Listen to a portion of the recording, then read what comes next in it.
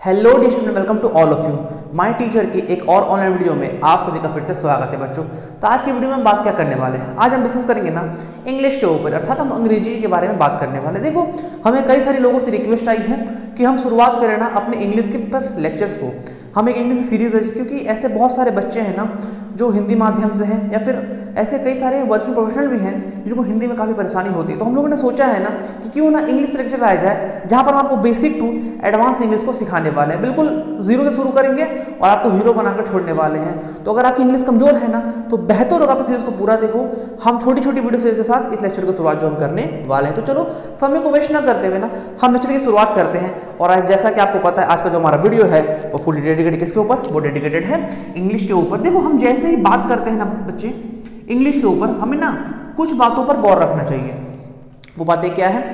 सबसे पहले तो बात यह है ना कि आखिर इंग्लिश वास्तव में है क्या। आपके मन में ये प्रश्न आ रहा होगा कि ये कैसी बात है कि इंग्लिश क्या है। हाँ देखो, आपको पहले ये पता होना चाहिए कि इंग्लिश है क्या। देखो, हम सबको पता है कि इंग्लिश जो है ना वो वास्तव में एक प्रकार की लैंग्वेज है। क्या है? एक प्रकार की लैंग्वेज है, अर्थात एक प्रकार की क्या है, भाषा है। देखो बच्चे, होता क्या है ना, जो आपकी मैथ्स है वो आपकी एक लैंग्वेज नहीं, वो आपका एक विषय है, वो आपका एक सब्जेक्ट है। फिजिक्स आपके लिए एक विषय है, हिस्ट्री एक विषय है, ज्योग्राफी एक विषय है। लेकिन हिंदी वो क्या है, वो एक प्रकार की भाषा है। इंग्लिश क्या है? एक प्रकार की भाषा है, लैंग्वेज है। बंगाली क्या है? एक प्रकार की भाषा है। ठीक है, देखो हम जब कभी भी ना किसी भाषा को कहने का प्रयास करते हैं ना, उसमें कुछ बेसिक सी बातें हैं जो आपको ध्यान रखनी चाहिए। अगर मैं आपसे कहता हूं कि रोहन स्कूल जाती है, तो आप तुरंत यहाँ पकड़ लोगे कि अरे सर जाती है नहीं, यहाँ पर तो जाता है होगा। क्यों होगा?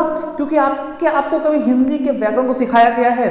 देखो, झूठ मत कहना, क्योंकि हिंदी के व्याकरण को आपने पूरा नहीं सीखा हुआ है, कुछ एक लोगों को छोड़ दिया जाए तो। लेकिन हम उसमें हुई त्रुटियों को पहचान लेते हैं। क्यों? क्योंकि हम लोगों ने ना बचपन से हिंदी को बोला है, हमने उसे सुना है, हमने उस पर अभ्यास किया है। तो अभ्यास के साथ क्या हुआ है ना, हमारी हिंदी जो है वो बेहतर हो गई है। इंग्लिश के साथ सबसे बड़ी दिक्कत क्या है ना कि इंग्लिश पहली बात तो हम बोलते नहीं हैं, सुनते हैं तो सब टाइटल देखते हैं। ठीक है, तो आपको पहली बात क्या करनी चाहिए ना, इंग्लिश को बोलना चाहिए, इंग्लिश को सुनना चाहिए, इंग्लिश को पढ़ना चाहिए। इस प्रकार से ना आप किसी लैंग्वेज को बेहतर कर सकते हो। खैर, किस प्रकार से अच्छी कर, इस पर हम आगे लेक्चर में बात करेंगे।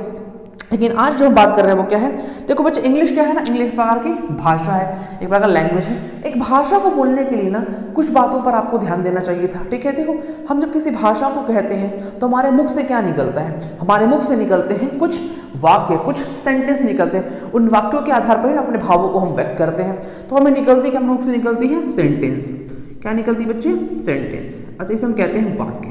ठीक है, अच्छा, एक पूरा सेंटेंस क्रिएट कब होता है? एक वाक्य तब बनता है जब आपके साथ कई सारे शब्द होते हैं, वर्ड होते हैं। तो सेंटेंस बनाने के लिए हमें चाहिए क्या? वर्ड। क्या चाहिए? वर्ड, अर्थात हमें चाहिए शब्द। मैं कुछ हिंदी के शब्दों का यहाँ पर प्रयोग करूंगा। ठीक है, और एक शब्द कब क्रिएट होता है?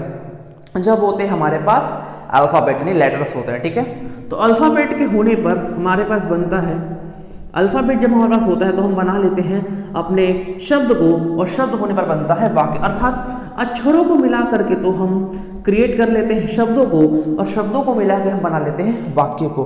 ठीक है, देखो हमें अक्षरों का ज्ञान है, उस पर हम ज़्यादा बात नहीं करेंगे। हम सभी को पता है इंग्लिश में 26 अल्फाबेट्स होते हैं, जिसमें से 21 जो है वो कॉन्सोनेंट होते हैं। ठीक है, और 5 जो है वो क्या होते हैं, वो वॉवेल होते हैं। वॉवेल कौन कौन से हैं? ए, ई, आई, ओ और यू।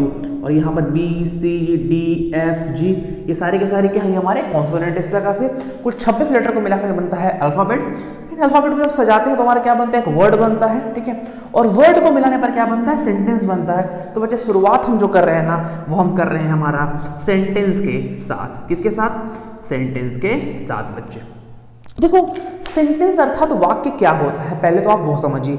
हम वाक्य कहते किसको हैं? देखो, अगर मैं आपसे कहता हूं ना कि सेंटेंस क्या है, मान लो मैंने यहां पर एक शब्द लिखा, मैंने वहां पे एक सेंटेंस लिखता हूं, जैसे कि बॉय गुड इज ही ए, और मैं आपसे कहता हूं कि बच्चों ये एक सेंटेंस है, तो आप इंस्टेंटली मुझे कहोगे कि नहीं, ये एक सेंटेंस नहीं है, this is not a sentence, ये एक सेंटेंस नहीं है, ये एक वाक्य नहीं है। मैं फिर आपसे पूछूंगा कि ये वाक्य क्यों नहीं है, तो कहीं ना कहीं आप थोड़े से गड़बड़ाओगे और आप कहोगे कि सर ये तो सेंटेंस नहीं है, लेकिन सेंटेंस क्या होगा? वो होगा he is a good boy. आप कहोगे सर कि ये जो he is a good boy है ये एक सेंटेंस है, लेकिन बॉय गुड इज़ ही ये एक सेंटेंस नहीं है। मैं फिर आपसे पूछूंगा कि he is a good boy sentence क्यों है और बॉय गुड इज सेंटेंस क्यों नहीं है, तो आप शायद कहोगे अपने मन में ये बातों को कि ऐसा है ना कि ये ठीक लग रहा है, ठीक है, और ये ठीक नहीं लग रहा है। He is a good boy ठीक लग रहा है और बॉय गुड इज़ ही ये ठीक नहीं लग रहा है, इसलिए सेंटेंस है। लेकिन बच्चों ठीक लगने या लगने ना लगने से सेंटेंस तो क्रिएट होता नहीं है, ठीक है। सेंटेंस क्रिएट क्यों होता है? देखो, हम जब कभी भी ना शब्दों को मिलाते तो हैं। सेंटेंस का अर्थ क्या होता है कि जो ग्रुप ऑफ वर्ड होते हैं वो सेंटेंस होते हैं बच्चे, लेकिन वो ग्रुप ऑफ वर्ड कब होते हैं? जब उन्हें सार्थक रूप से सजाया जाता है, जिसकी एक मीनिंगफुल जिसकी हमें एक मीनिंग निकल करके आती है। अर्थात जब कभी भी ना सेंटेंस को हम सजाते हैं प्रॉपर अरेंजमेंट के साथ, किसके साथ बच्चे? प्रॉपर अरेंजमेंट के साथ ना, तो हम कहते हैं कि वो एक सेंटेंस है, जबकि उसके अलावा और कोई सेंटेंस नहीं है। और वो अरेंजमेंट क्या है कि जब कभी भी एक सेंटेंस को बनाना होता है तो सबसे लगाना होता है बच्चे सब्जेक्ट को। क्या लगाना होता है? सब्जेक्ट को। सब्जेक्ट के बाद लगाते हैं हम वर्ब को, वर्ब के बाद लगाते हैं हम ऑब्जेक्ट को, ठीक है। तो सब्जेक्ट, वर्ब और ऑब्जेक्ट को मिला करके हमारा बनता है सेंटेंस, जबकि इस सीरीज में ऐसा कुछ फॉलो नहीं हो रहा था, इसलिए हम कहते हैं सेंटेंस नहीं है और सेंटेंस है। तो हम कह सकते हैं ना कि सेंटेंस वास्तव में क्या होता है? Sentence nothing but group of word with complete meaning. और एक कंप्लीट मीनिंग बच्चे कब आएगा? जब आपकी सेंटेंस जो है वो करेक्ट अरेंजमेंट में होगी, जब वो करेक्ट अरेंजमेंट में होगी। और अरेंजमेंट क्या होती है? सब्जेक्ट, वर्ब और ऑब्जेक्ट। तो हम कह सकते हैं a sentence, what is a sentence? Group of word with complete meaning is called sentence. Or you can also say a group of word with complete meaning is called sentence. A group of word which makes a complete sentence is called sentence. आपको जिस प्रकार से परिभाषाओं को रटना है वो आप रटो। मैं बिल्कुल बेसिक से शुरू कर रहा हूँ यहाँ से, ठीक है ना। हम लोगों ने अभी तक समझा कि सेंटेंस बोलते हैं किसको है, ठीक है। अब देखो सेंटेंस जब हमारे पास आ गई ना, तो सेंटेंस के कुछ प्रकार होते हैं। अब हम बात करते हैं सेंटेंस के टाइप्स के बारे में, ठीक है। देखो अब आते हैं काइंड्स ऑफ सेंटेंसेस के बारे में। देखो सेंटेंस जो होते हैं ना वास्तव में वो 5 प्रकार के होते हैं, ठीक है। आइए हम बात करते हैं काइंड्स ऑफ सेंटेंस के बारे में। काइंड्स ऑफ सेंटेंस, अच्छा चलो ठीक है। तो सेंटेंस जो है वो कितने हैं वो बच्चे? वो है 5 प्रकार के। मैं आपसे एक रिक्वेस्ट करना चाहूँगा कि अगर आप इस वीडियो को भी देख रहे हो ना, तो बेहतर होगा आप एक नोट्स को प्रिपेयर करते हुए हमारे साथ चलो, क्योंकि ये सीरीज़ बहुत लंबी चलेगी और आप इसमें इतना कुछ सीखोगे ना जो आपके लाइफ में बहुत काम आने वाला है। तो बेहतर होगा आप पेन और कॉपी निकाल लो और इसे लिखने की शुरुआत करो, ठीक है। तो पहला हम कहते हैं बच्चे असर्टिव सेंटेंस। क्या कहते हैं? असर्टिव सेंटेंस, ठीक है। Number 2 is known as the interrogative sentence. Interrogative sentence. Number 3 is known as the imperative sentence. Imperative sentence. Number 4 is known as the exclamatory sentence. Number 5 is known as the optative sentence. So there are 5 kinds of sentence.